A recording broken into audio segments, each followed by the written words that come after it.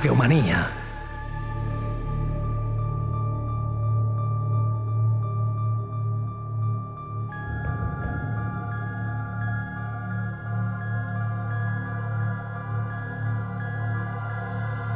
Los señores del Valle, primera parte. Sabíamos que los neandertales fueron grandes cazadores. Lo que desconocíamos hasta ahora es que los animales cazados, además de ser sustento y comida, pudieran haber desempeñado un papel de orden simbólico o religioso. Hoy visitaremos un importante yacimiento, acaso el primer santuario neandertal documentado hasta el momento. Aquellos humanos, hoy desaparecidos, competían con los carnívoros para mantener el grupo. No obstante, puede que los neandertales vieran algo más que alimento en sus piezas de caza y le otorgaran algunos valores simbólicos, convirtiéndolos de alguna manera en tótems asociados a una primitiva ritualidad. En las cuevas de Gorham y Vanguardia, en Gibraltar, se está documentando un estrecho lazo entre los neandertales y las aves. Las líneas de investigación están abiertas y parecen alejar la imagen ruda y primitiva de esta humanidad extinta. En otros lugares, como la Sima de las Palomas en Torrepacheco, Murcia, se han documentado restos de fauna junto a un enterramiento neandertal.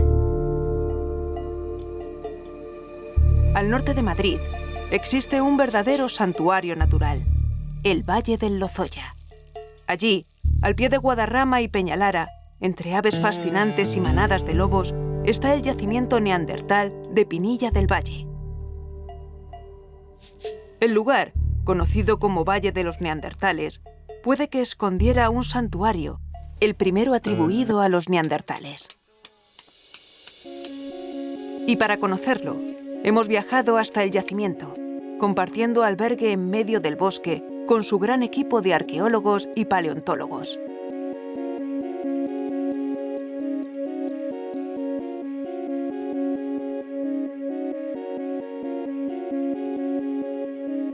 Ya hemos acabado el desayuno en el albergue donde he dormido con todo el equipo de excavación y ya me voy a dirigir hacia el yacimiento, pero lo voy a hacer andando. Es un ratito de caminata, pero yo creo que merece la pena. La verdad es que para comprender la arqueología hay que conocer el entorno natural que la rodea, ¿no? Llevo un ratito andando y la verdad me está gustando mucho este robledal, son robles nuevos. El roble tiene ahora esta hoja tan característica que pronto en el otoño va a perder. Será el mismo territorio, el mismo recorrido, pero distinto paisaje.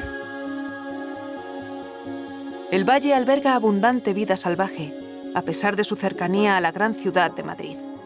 El camino entre Rascafría y Pinilla del Valle es un verdadero deleite, abrazado por robles y encinas. Después de un paseo muy agradable por este antiguo camino ganadero, llego hasta Pinilla del Valle. El yacimiento ya está aquí muy cerca y me encuentro esta vieja cruz de piedra, ¿no? Una cruz que tiene un fuerte simbolismo para nuestra época. Y la pregunta que debemos hacernos es, ¿pudo existir un mundo simbólico y quizá espiritual para los neandertales?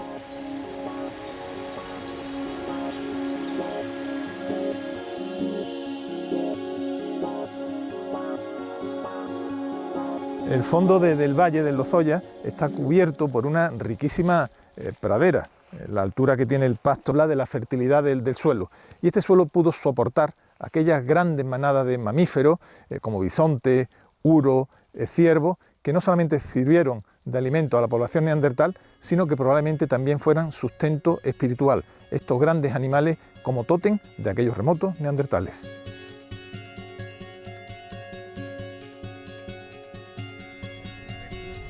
Arqueomanía ha visitado recurrentemente la excavación de Pinilla. Este seguimiento nos permite conocer de primera mano la evolución del trabajo de los investigadores. De esta manera, podemos comprobar si las hipótesis de partida se confirman o si los paradigmas cambian. Durante las primeras campañas, se comenzó a documentar la presencia humana en el yacimiento, concretamente de neandertales. Este hecho ya resultó significativo, puesto que las dos mesetas no se consideraban entonces un territorio ocupado por los neandertales. Con el paso de los trabajos empezó a surgir una hipótesis, igual de arriesgada que de atractiva, apoyando que el neandertal poseía una mente simbólica o ritual. Las excavaciones tendrían la última palabra.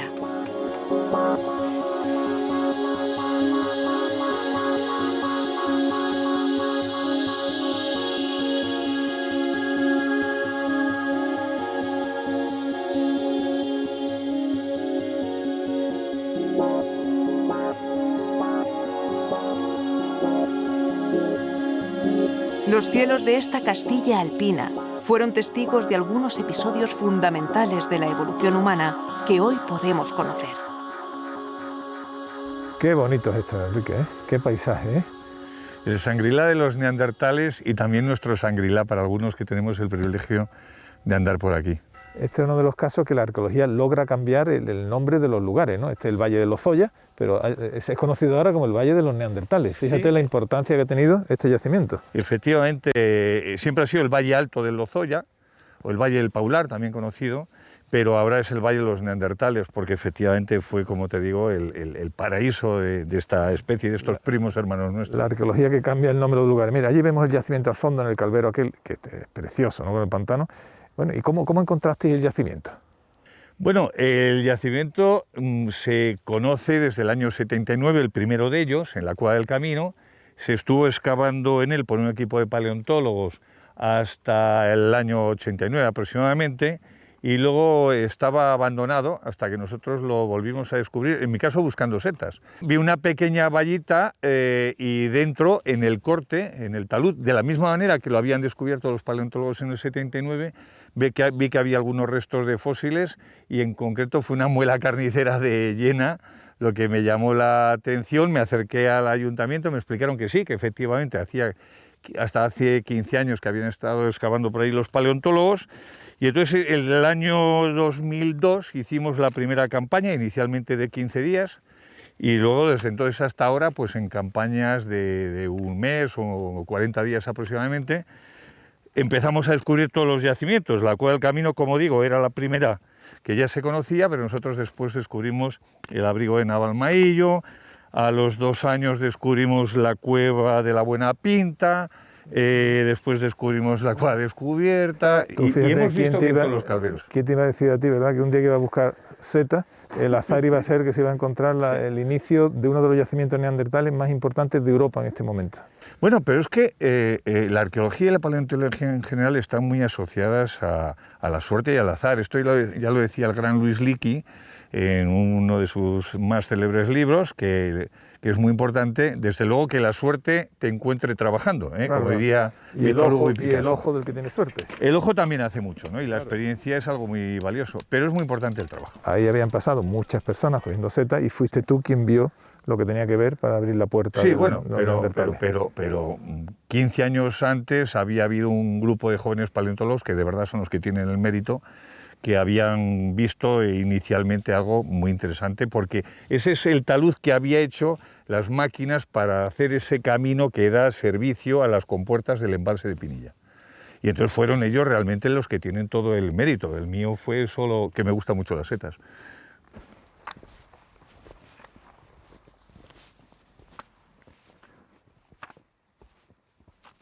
Estamos en un entorno alpino, totalmente deshabitado y al lado de la gran ciudad, y un sitio muy desconocido. Realmente este valle es valle por descubrir, ¿no?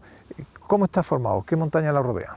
Es un valle muy peculiar porque tenemos el sistema central en un eje oeste-este, y sin embargo este valle no tiene la misma dirección que tiene el resto de los valles, no tiene una dirección norte-sur, tiene un trazado un poco peculiar porque su origen no es fluvial. Hoy es un valle fluvial, pero tiene un origen tectónico, es una falla que ha aprovechado el río Lozoya, que nace allí en la Laguna Grande de Peñalara, en 2.200 metros de altitud, y discurre por este valle tectónico, insisto, para salir por el camino de Buitrago, camino de Jarama, del que el río Lozoya es tributario. Claro, este paraíso, estas praderas extensas que estarían pobladas y darían sustento a estas praderas a grandes mamíferos, bisontes, uro, ¿cómo te lo figuras?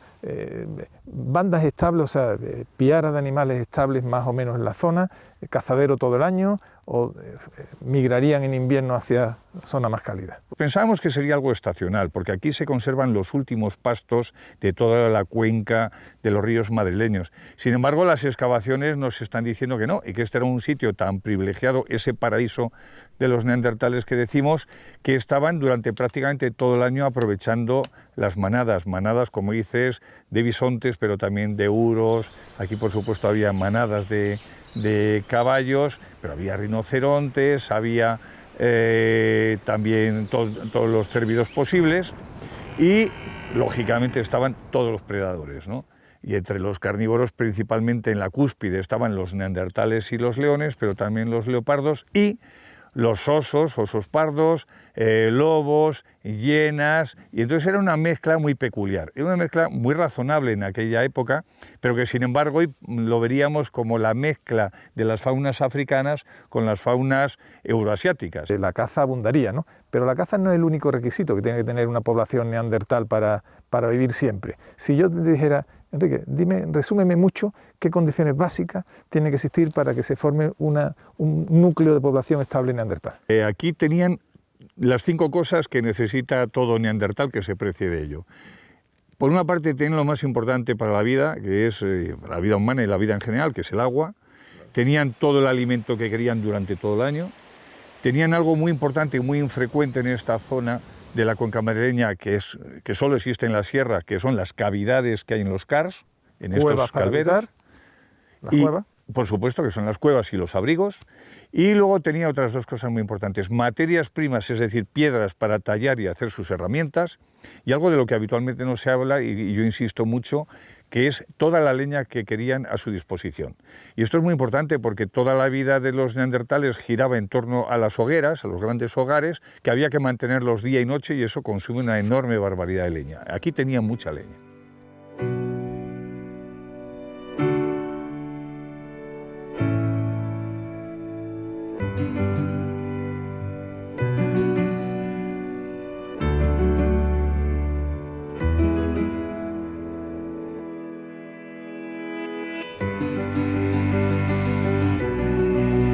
Ya llego al yacimiento, he atravesado lo que fue el gran cazadero neandertal. ¿Cómo me hubiera gustado tener una máquina del tiempo para ver esas manadas y esos neandertales rodeándolo? Pero la arqueología de alguna forma es una máquina del tiempo, ¿no?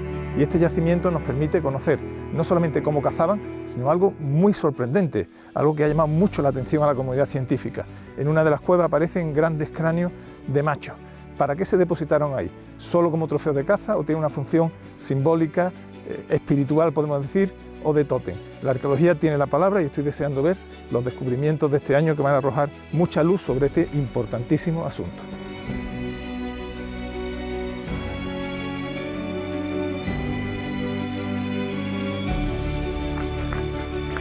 El yacimiento se ubica en lo que se vino conociendo como el calvero de la higuera. Calvero significa una floración rocosa y por tanto una calva, no hay vegetación porque la roca está fuera. Y no es un yacimiento fácil de interpretar. De hecho, no se sabía que había cueva, o cualquiera que viene aquí no hubiera visto la cueva. Esto es en uno de los abrigos y cuando se excava ya se entiende. ¿Qué ocurrió? El río abrió por erosión una cavidad, un abrigo, ahí vivieron los neandertales, con el tiempo el techo se hundió y se colmató. Y donde solamente se veía un llano o una superficie plana, en el fondo estaba una cueva. Los arqueólogos y geólogos supieron interpretarlo y gracias a ellos pues, han aparecido estos abrigos. Esta es una parte de la cubierta que se hundió y encima y sobre todo abajo estaba el yacimiento neandertal.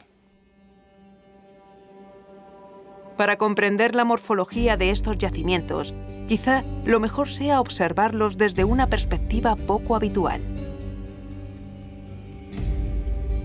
Si se avanza en un desplazamiento lateral a la altura de los abrigos, podemos hacernos mejor a la idea de su aspecto en época neandertal. Todo este frente de refugios y cuevas tiene que ser interpretado empleando su cronología y considerando el impacto del río, que aquí hacía una curva. ¿Cómo era este paisaje hace 40.000 años? La ciencia tiene medios para investigarlo y tecnologías de vanguardia para reproducirlo. Hay momentos que la arqueología se mezcla, se sublima con el arte, ¿eh? Qué bonitas ilustraciones, que explican, reproducen el entorno, el yacimiento, cómo vivían los neandertales, ¿no? Yo me lo figuro aquí, dominando el valle, verían probablemente la densidad de manadas por ahí abajo. ¿Y cómo te figuras tú, una vez que regresaban con la pieza de caza, qué vida hacían con ella y cómo se organizaban el clan? Sin duda alguna, yo creo que uno de los retos de cualquier proyecto de investigación es poderlo transmitir después al gran público. Nosotros lo que intentamos es hacer lo mismo que hacéis vosotros, que es difundir lo que debe ser de conocimiento general y que no quede solo para una élite. Pues de eso se trata. ¿Cómo hacemos? Pues intentando nuestros conocimientos y nuestras ideas y nuestras interpretaciones trasladarlas. Para hacerlo al gran público lo dibujamos con ilustradores. En este caso, pues como muy bien dices, hay un paleoartista excepcional que es Albert Álvarez Marsal, que trabaja con nosotros, con el equipo, y fruto de esa colaboración pues son estas ilustraciones que estás viendo y que sí, que no lo vamos a negar, son una verdadera maravilla, que a nosotros también nos exige previamente ver cómo, lo que hacían los reproduce lo que hacían. ¿Y qué hacían? Cuéntame en este abrigo cómo te lo figuras tú que estarían organizado el clan. Bueno, pues para empezar este abrigo hay que pensar que es el arco de un meandro trazado por el río Navalmaillo, con una cornisa que llega hasta aproximadamente donde estamos nosotros y que se ha caído miles de años más tarde de la utilización por parte de los neandertales, quienes se cobijaban debajo de esa cornisa, de esa cubierta, y hacían su actividad, que era toda prácticamente la que se hacía desde luego durante buena parte del día y desde la noche. Dormir, comer, reproducirse, vestir, pero eso implica alimentarse, cocinar, filetear la carne, conservarla, ahumarla, preparar las herramientas líticas, curtir las pieles, hacer trabajos con la madera, preparar la leña para mantener los hogares. ¿Y habéis encontrado un resto de toda esa actividad en el abrigo? Bueno, de buena parte de esta actividad, una y otra interpretamos que es así por inferencia derivada, es decir, no se puede comer aquello que previamente no se ha cazado y que no se ha descuartizado, etc. Pero además tenemos algunos elementos muy importantes que son la traceología, que nos habla de las marcas que quedan en las huellas de uso que quedan en las herramientas líticas, y luego los fósiles de los animales consumidos que también nos dan muchísima información.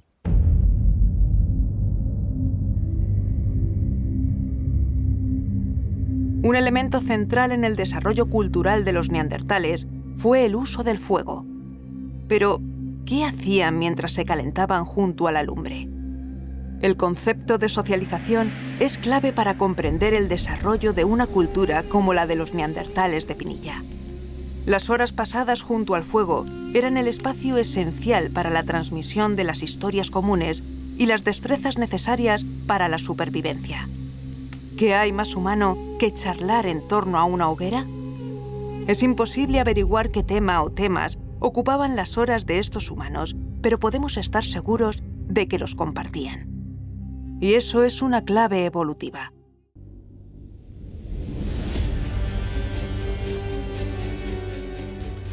Un elemento muy interesante es saber a qué materiales recurrían estos neandertales de Pinilla para confeccionar sus útiles.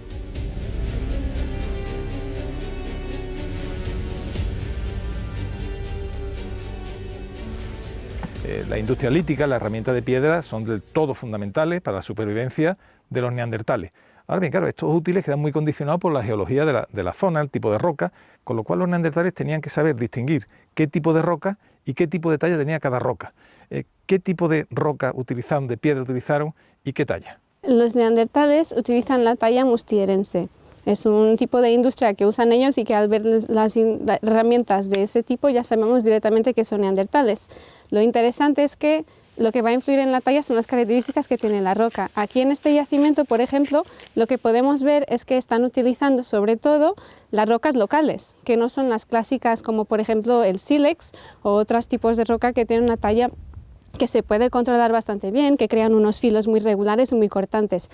Aquí, al contrario de esos yacimientos, se aparece bastante cuarzo, pues estamos en un ambiente donde hay bastantes granitos y gneisses y el cuarzo es un tipo de roca más abundante, pero también tenemos pórfidos. Cuarzo que es más difícil de tallar. Que es difícil de tallar porque tiene una talla bastante irregular, es difícil de controlar. O sea, si los neandertales tienen una capacidad adaptativa a conseguir que la tecnología que usan ellos sacar lo máximo de los productos y de los materiales que tienen en su entorno. Luego también hay los materiales que traen de otros sitios.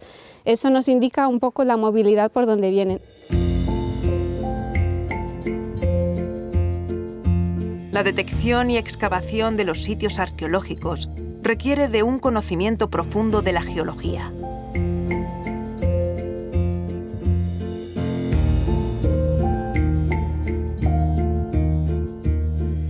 La arqueología y por tanto la vida siempre deudora de la roca, de la geología. Este año ha habido una prioridad en la geología del yacimiento. ¿Qué tipo de roca tenemos? ¿Cuál fue su origen?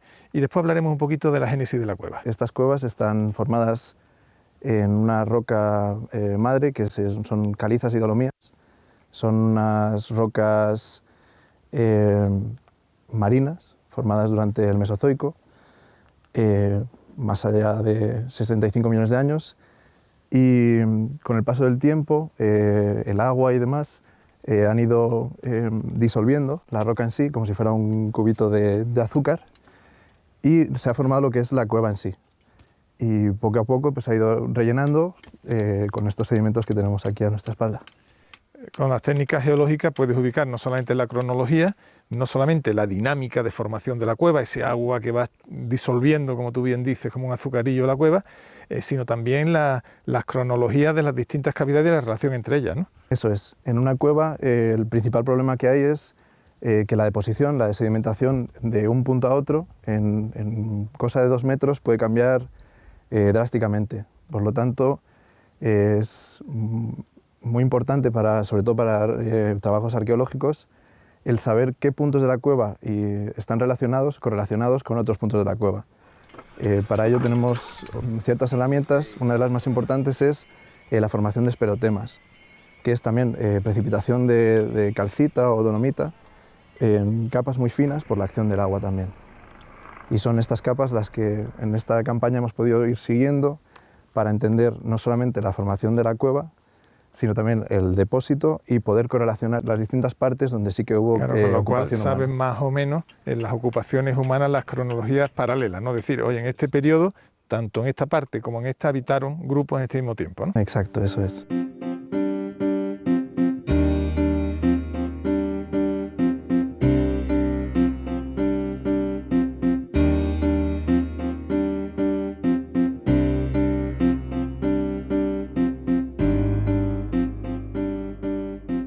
Este yacimiento me parece especialmente complejo de su planteamiento, ¿no? Varios abrigos, varios niveles.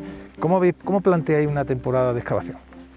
Normalmente cada yacimiento es un yacimiento distinto, entonces lleva su equipo distinto, entonces tenemos que dar alojamiento y que dar cobertura a unas 80 personas. Pero claro, este año ha sido completamente distinto. Claro, además este año con el COVID, fíjate todos los líos, ¿no? Entonces el equipo ha sido mucho menor.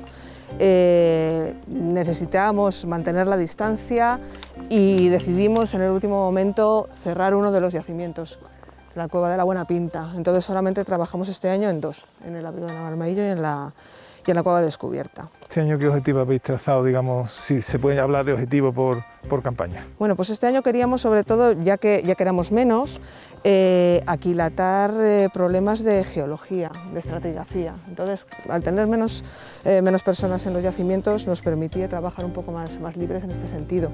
Entonces, hemos ido cerrando puntos que habíamos dejado abiertos otros años y este año lo hemos podido hacer, o sea que estamos contentos a pesar de todo. Belén, ahí ven la cantidad de información que da la industria lítica. Hemos conocido su geología, que lógicamente va en consonancia con el entorno, su tipología, el tipo de herramienta, pero tú eres maestra en una disciplina de nombre tan raro como apasionante, ¿no? La traceología. ¿Qué es la traceología y qué exactamente nos dice esa ciencia? Bueno, pues es la técnica que nos indica, nos ayuda a saber ¿para qué sirvieron esas piezas? Esa es la pregunta que nos hace todo el mundo. ¿Y eso para qué sirve? Y tú la miras y dices, bueno, no sé. Bueno, pues sabemos que cuando utilizo una pieza para algún tipo de actividad, esa pieza se modifica de una cierta manera, le quedan una serie de huellas, de trazas, que son distintas dependiendo de para qué las utilicemos. Entonces, primero experimentamos y luego comparamos esas huellas experimentales con las arqueológicas. Y así podemos saber una pieza para qué ha servido. Claro, auténtico CSI, buscando la huella del crimen, los restos que han dejado, ¿no? Con microscopios. Entonces, por ejemplo, si tú has utilizado ese útil para cortar carne, te va a dejar una huella distinta que se lo ha hecho para curtir pieles, por ejemplo. Exacto. Y en los yacimientos de Pinilla del Valle, por ejemplo, lo hemos podido saber. Tenemos herramientas que son polivalentes, que se han utilizado una vez para cortar carne, para descuartizar, y después están afilando un palo, por ejemplo. Entonces... Bueno, a mí me parece asombroso, ¿verdad?, que hace decenas de miles de años una pieza fue usada para algo y que hoy, gracias a tu ciencia, podamos descubrir exactamente cuál fue su uso. Yo creo que merece la pena que ahondemos este conocimiento, ¿no? Desde luego, desde luego. Así las piedras nos hablan realmente.